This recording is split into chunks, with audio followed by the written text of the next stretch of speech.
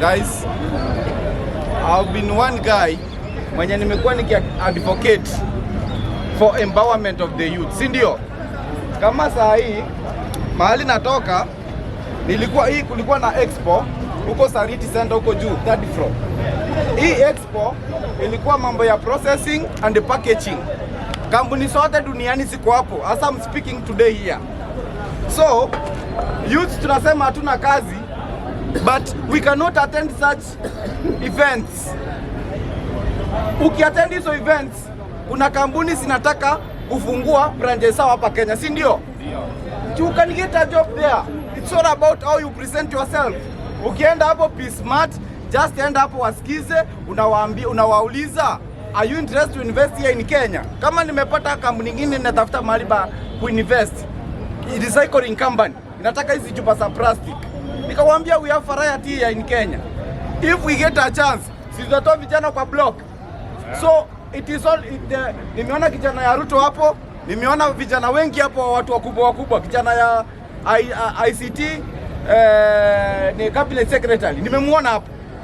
But because sisi hatuwezi ambiwa, because watu wanajua sisi ni wajinga, si ndio? You need to attend such events. So ningie kwa mada. Nimewaambia kesho ndio inafungwa. If you are interested, kesho pita hapo hiyo expo. Maybe huwezi jua, si ndio? Huwezi jua. As much as sisi kitu tunataka watu watoke block. Hiyo ndio kitu ya muhimu nataka sana.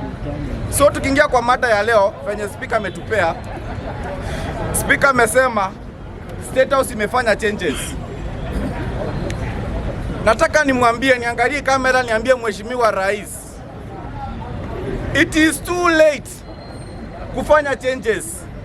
Farouk already hakuna mtu atatuzi, si ndio? Ametuzi Uhuru Kenyatta, ametuzi Gachagua, all other leaders amewatuzi. Sasa hadi ukimtoa saa hii hakuna impact italeta, ama ni aje? Si ndio? Farouk, Ruto ningependa sana muendelee na yeye, bosi mnaenda muende na yeye nyumbani. Because kwa hiyo reta inasambaa huko social media, amesema historia yake na Farouk. Wamefanya kazi na yeye akiwa MP, wamefanya na yeye kazi akiwa deputy president, wamefanya kazi na yeye akiwa minister, mpaka saa hii ndio amekuja kumfanya. But it is too late for the president to make such changes. President, unajua presidency si kitu unapebanga wajinga, si ndio? Ukifika there is a position, unataka goons, unataka watu wa kukuambia, watu wa kukanyaga watu, si ndio? But when it comes to presidency, that is a supreme now, ikuko juu kabisa. You need people with brains, people who can respond to issues, si ndio? Inahitaji some level ya intelligence na maturity. That's what I can say. But umeleta Farouk, a school dropout.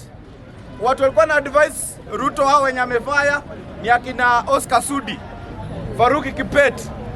Kulikuwa na mwingine kwa wakisi anaitwa Osoro. Those are the guys angefire mapema because they only misled the president each and every time. Wao wanamwambia ground iko sawa, tutakanyao wenye watakupinga. Presidency haitachi hivyo. Presidency inahitaji wale watu wanaambia president ukweli, si ndio? Watu wanamwambia ground ni mbaya. Kama saa hii I can tell you and I can speak here without fear that ground ni mbaya sana kwa Mheshimiwa William Ruto. United opposition at any chance, kama watakuwa united, they can take this thing mapema asubuhi 2027. But hizo changes of course wameshazifanya. Sisi tunakuambia Ruto, saa hii even if you employ professors to be your advisors, you are a known reader mwenye askisi advisors wake. Si akona advisor wengi. Ruto is the only president who has so many advisors. Yeye ndiye ana advise hao advisors wake. Yeye ni kazi tu anakupea, be my advisor. But he's the one who advises those advisors. Because wanasemanga hadi kwa cabinet wale watu wamekaa Machogu, the former minister. There's something he said over the weekend. He said that Ruto ni mtu, yeye uko kwa hiyo ministry, hawezi kupea time hadi ungare kwa hiyo ministry ya kufanya changes ministry. Yeye ndiye anakufanyia changes kwa ministry yenye una lead, si ndio?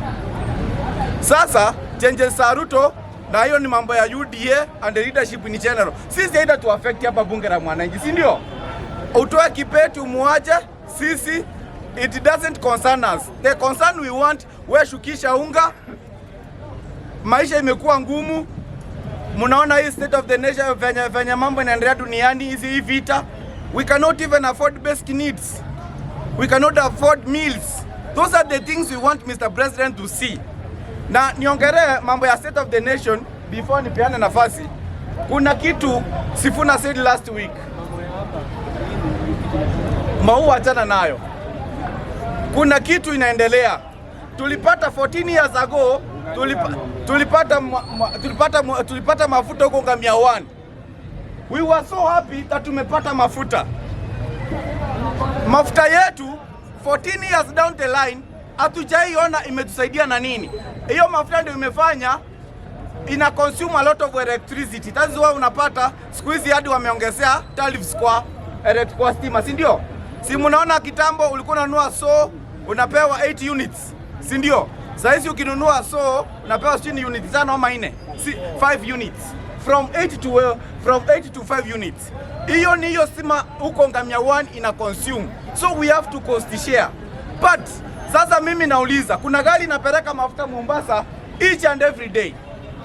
Hiyo mafuta ije tuletea returns. Na umesikia ownership ili change last week. Walipia Gulf Industries ndio ichukue take over mambo ya oil yetu hapa Kenya. If kama hiyo mafuta haileti pesa, why are we even changing ownership? Ama ni wizi tu inaendelea, si ndio? Si mnajua Kenya hapa mtu anatumia proxy, anaingia kwa biashara, si ndio? So my concern is that Ruto should come out clean, and the Minister of Energy Wendai alikuwa hapo juzi kwa TV akiulizwa oil gani iko Turkana. The oil Minister of Energy hawezi sema ni which type of oil iko huko Turkana, si ndio?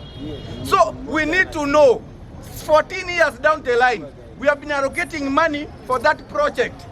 Returns zetu ni gani? What are the returns? Because you cannot be taking our money there na tuoni returns. We don't see anything to change our lives. Because walisema all Kenyan resources belongs to Kenyans. Those resources are sasa zimetaniwa, zimekuwa individual resources. Kuna watu wanapenda vitu kutoka kwa mafuta which by sisi wa Kenya hii keki tufiki. We are struggling to borrow, yet we have resources that we can sell. Si consolidate mambo ya budget yetu, si tujenge barabara, si tujenge hospitali, but we cannot get those resources because few individuals have taken over our resources. Na hiyo Mheshimiwa Wendai, nataka kukuambia for sure, we have given you exactly 2 weeks ukuje na report utuambie hiyo mafuta inatoka ngamia 1 inaenda Mombasa kila siku, inaenda wapi? Thank you so much, Kenyans.